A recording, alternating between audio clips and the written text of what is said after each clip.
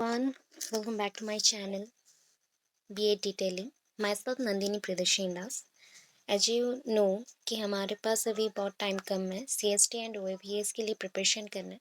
उसके बाद नेक्स्ट आने वाला है OTET।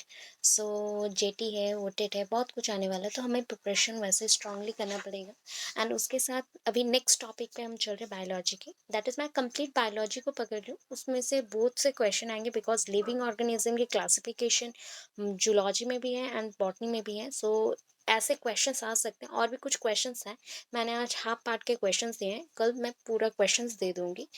एंड अगर आपको पसंद आया हो तो please please please complete video को वॉच करना एंड आफ्टर दैट एक लाइक या फिर एक कमेंट ज़रूर मुझे दीजिएगा। सो ये पॉजिटिव एक होप मुझे भी रहे कि आपको अच्छा लग रहा। एंड जो न्यू है प्लीज़ सब्सक्राइब कर दो चैनल को and stay tuned with me.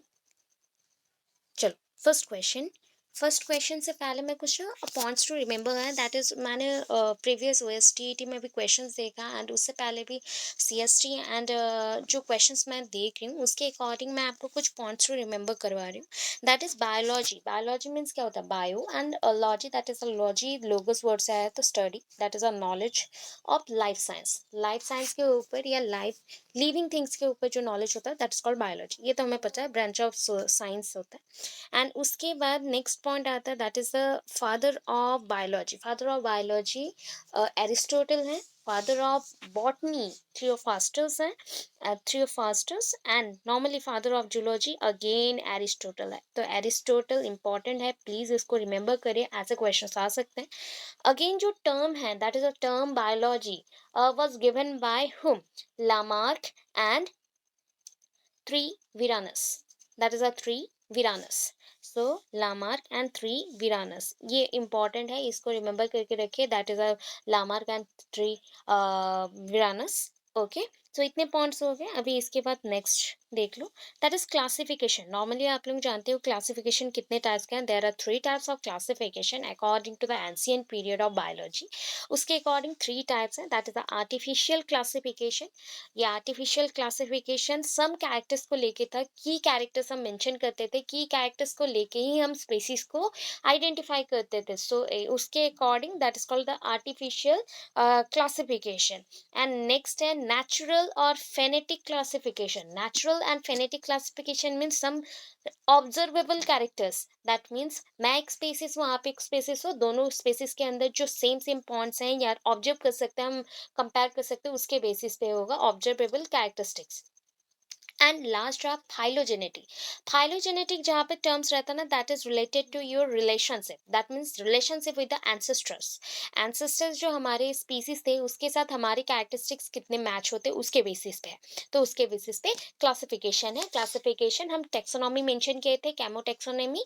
Then chemical taxonomy जो है केमोटेक्सोनॉमी है, नेचुरल टेक्सोनॉमी था, आर्टिफिशियल टेक्सोनॉमी था। एंड उसके अकॉर्डिंग वहाँ पे भी आपका फाइलोजेनेटिक एंड फेनेटिक टेक्सोनॉमी था। Phonetic taxonomy also represent like counting numbers, countable numbers of characteristics, उसके बेसिस पे था। तो सेम है अल्फा। एंड लास्ट वाला आपका था दैट इज ओमेगा। सो उसके अकॉर्डिंग आपने पढ़ा था, ठीक है।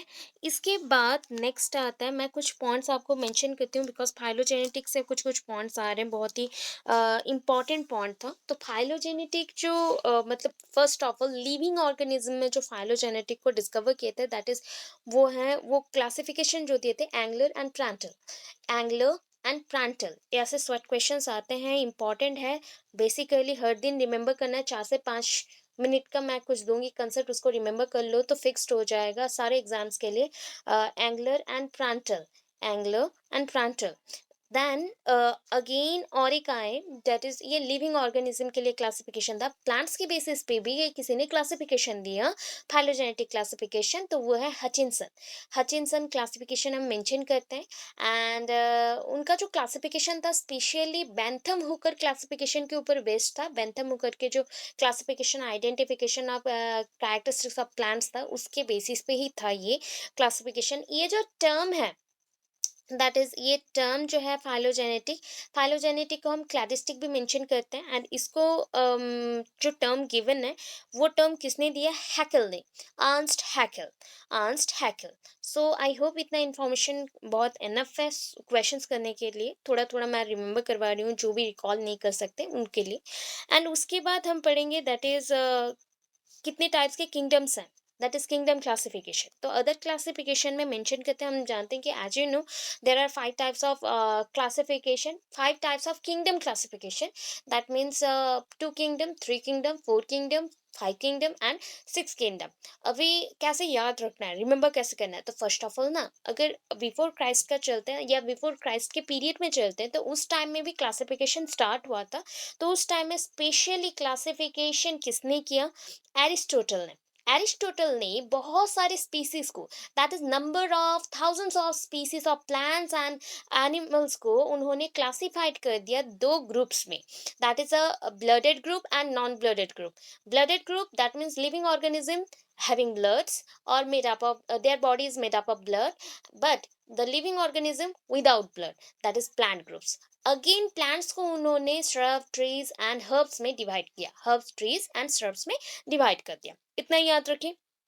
इसलिए कभी कभी क्वेश्चन आता है एरिस्टोटल क्लासिफिकेशन में कितने किंगडम्स हैं, सो उसमें मेंशन नहीं किया जाता है, कुछ बुक्स में मेंशन नहीं है। तो ये टू किंगडम क्लासिफिकेशन है। ओके उसके बाद टू किंगडम क्लासिफिकेशन में नेक्स्ट आते हैं ड्यूरिंग द 17th सेंचुरी, वो आते हैं Carolus Linnaeus, Carolus Linnaeus. So Aristotle first of all classify किए थे, इसलिए फादर ऑफ बायोलॉजी एरिस्टोटल है। आफ्टर दैट एक बॉटनिस्ट आए कार्लस लिनियस, जिन्होंने क्लासिफाइड किया टू ग्रुप्स में, प्लांट्स एंड एनिमल्स में। आफ्टर दैट थ्री किंगडम आए। So plants and animals both are eukaryotic, ठीक है। प्लांट्स फोटोसिंथेटिक पिगमेंट कैरी करते, एनिमल्स कैरी नहीं करते, ठीक है। इतना आपको याद रखना है, रिमेंबर रखना है। और क्या पॉइंट्स हैं? That is plants and animals के बाद और भी कुछ पॉइंट्स आएगा थ्री किंगडम में। थ्री किंगडम क्लासिफिकेशन में क्या है? That is a three kingdom means और एक किंगडम ऐड होगा। तो अभी याद रखना है कि फर्स्ट ऑफ ऑल तो अभी ऐड होने वाला है प्रोटिस्टा, प्रोटिस्टा, प्रोटिस्टा अभी ऐड होगा।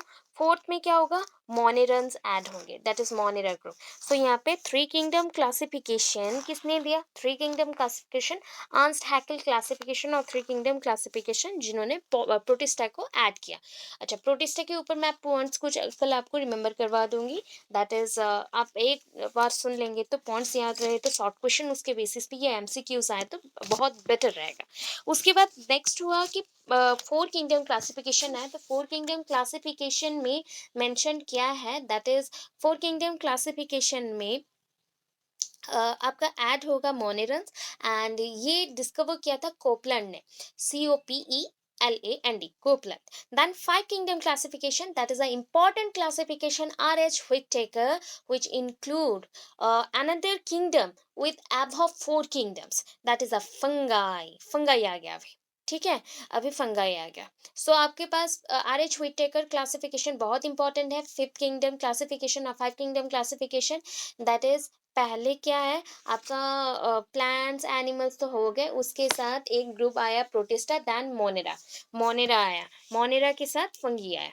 अभी फंगी के बाद नेक्स्ट ना मोनेरा में बहुत सारे ऐसे स्पीसीज थे जिसको हमने क्लासिफाई नहीं कर पाए, तो उसके लिए सिक्स किंगडम क्लासिफिकेशन आया, जिसके थ्रू कार्ल ऊज ने क्या किया, उसको डिवाइड कर दिया दो पार्ट्स में, that is the you bacteria and archaebacteria.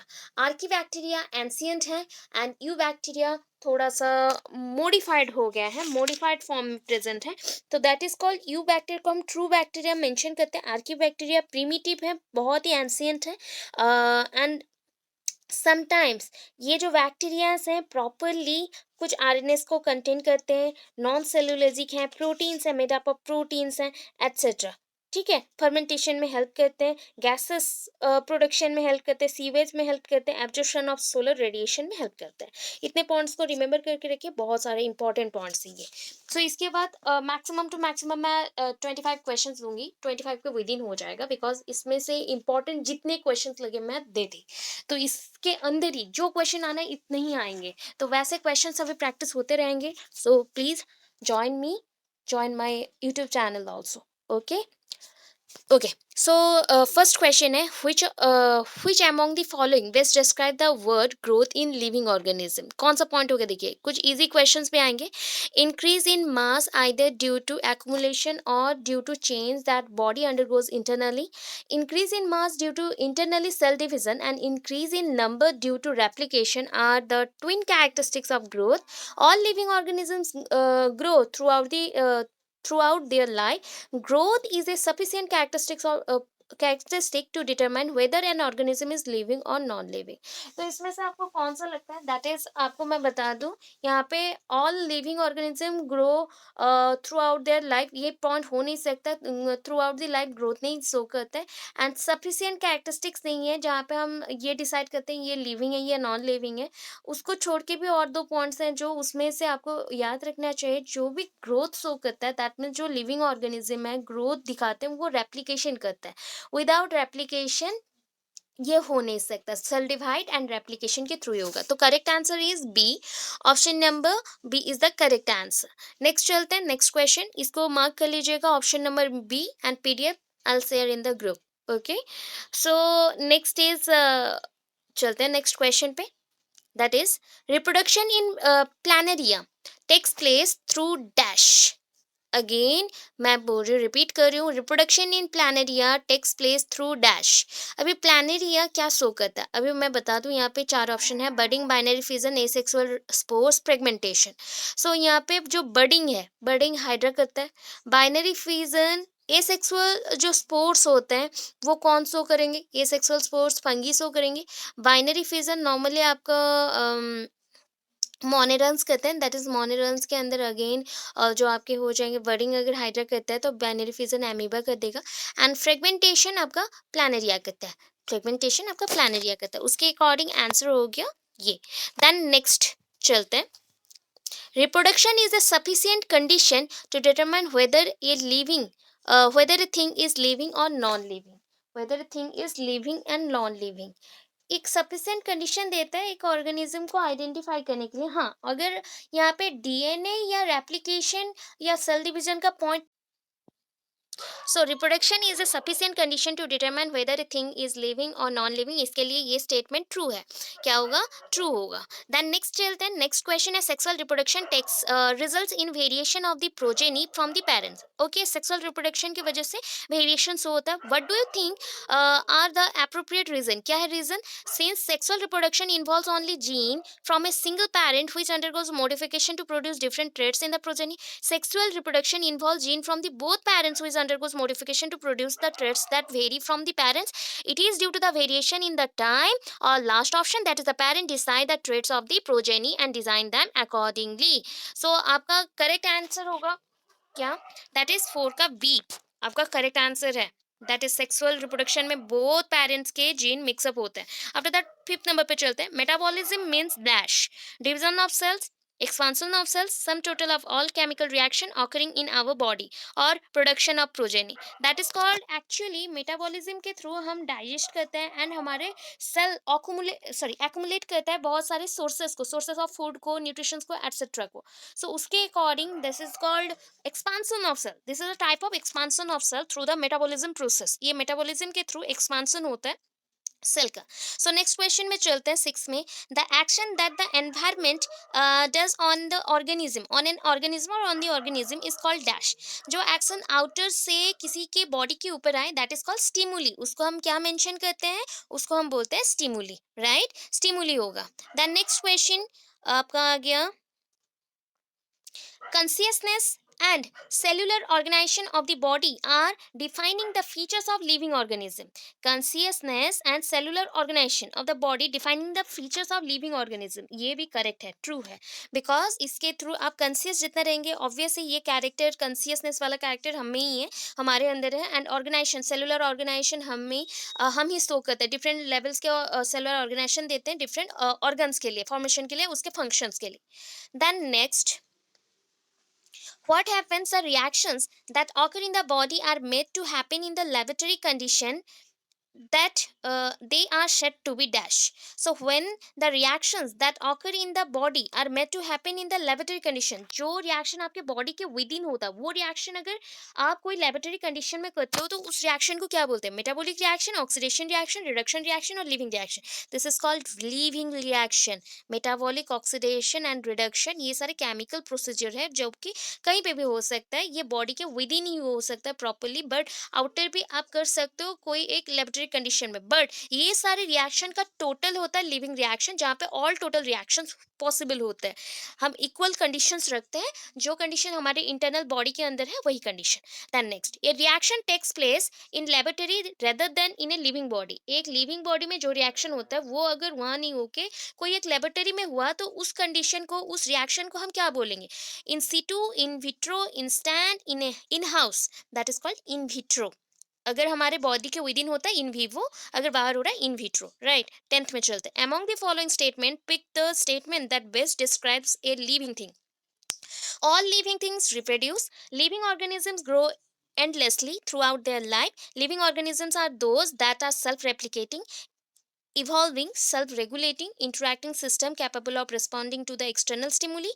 Living organisms are those that depend on AI to take decision. That means all thinking वो जो mind में रखते हैं उसके ऊपर बेस्ड करता है। तो ये कौन सा होगा? That is option number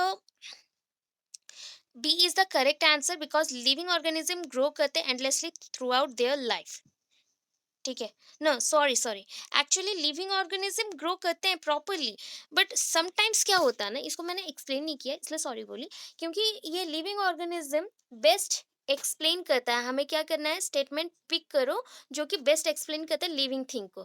आपको ये नहीं बताना है कि लिविंग थिंग्स और क्या क्या करता है। सेल्फ रेप्लिकेटिंग है और सेल्फ रेगुलेटिंग है, इंटरेक्टिव सिस्टम है, capable to responding to external stimuli, ये endlessly throughout their life grow करता है। ये ग्रो, इसको हमने ग्रोथ नहीं बोला, ये ग्रो कर सकता है by cell division and self replicating process. तो एक लाइन में सब कुछ आ जाता है कि रिप्रोड्यूस भी करता है, सेल्फ रेप्लिकेटिंग भी है, सेल्फ रेगुलेटिंग भी है, एंड सारा डिसीजन भी लेता है, स्टिमुली भी एक्ट कर सकता है। इसलिए B is the correct answer. Okay, so B is the correct answer. After that next चलते हैं। What is the expansion of ICVN? Means उसका फुल फॉर्म बताना है। That is international code for, B है, आप बोलेंगे यहाँ बॉटनिकल होगा या बायोलॉजिकल होगा या बायोडाइवर्सिटी होगा या बायोलॉजिकल नेमिंग होगा। सो एंड फॉर नोमेनक्लेचर है, तो हमने नोमेनक्लेचर कहाँ पे है? बॉटनिकल नोमेनक्लेचर है, तो correct answer is first.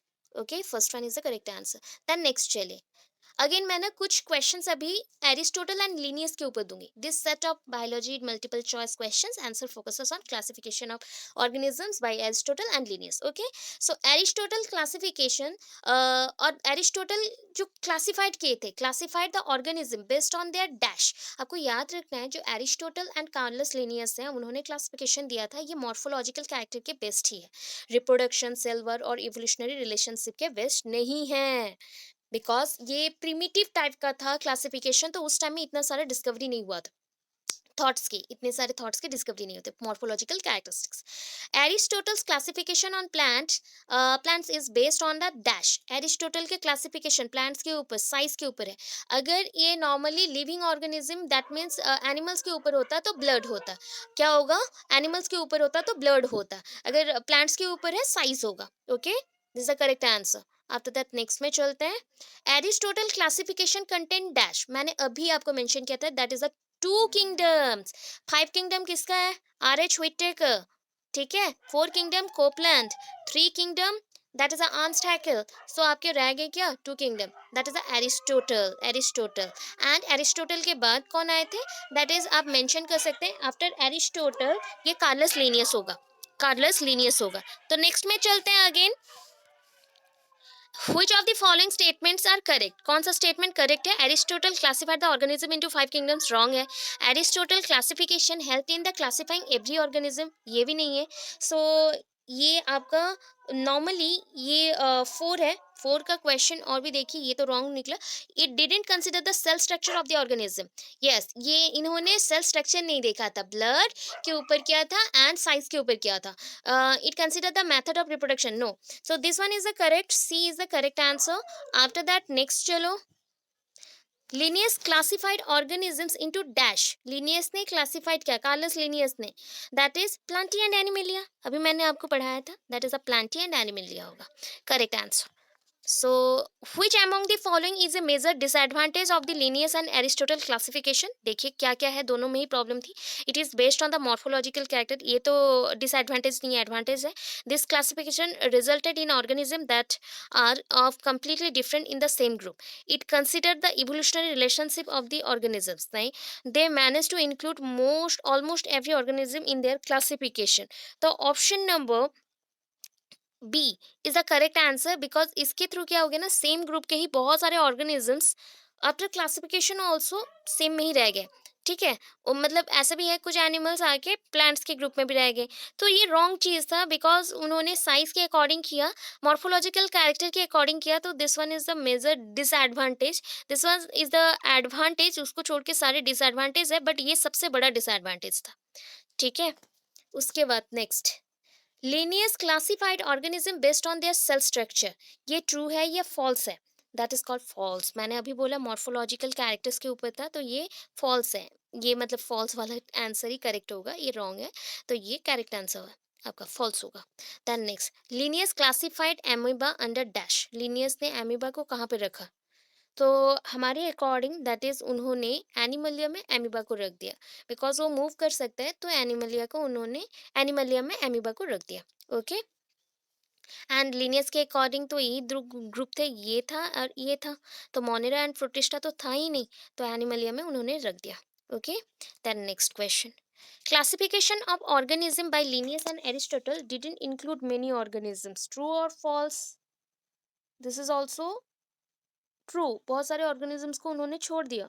Last, according to Aristotle, Chlorella comes under dash. Chlorella comes under dash, तो उन्होंने किस ग्रुप में रखा क्लोरेला? आप याद रखना, क्लोरेला ऐसा टर्म्स है, तो क्लोरोफिल के ऊपर बेस्ड करके है, एक प्लांट जैसा स्पीसीज है, बट प्लांट नहीं है। सो इसको प्लांटी में रखा गया। प्लांटी मतलब प्लांट्स में हमने मेंशन कर दिया, प्लांट्स एज प्लांट्स इसको मेंशन कर दिया, कौन से कम्स अंडर प्लांट्स। ठीक है, ये करेक्ट आंसर।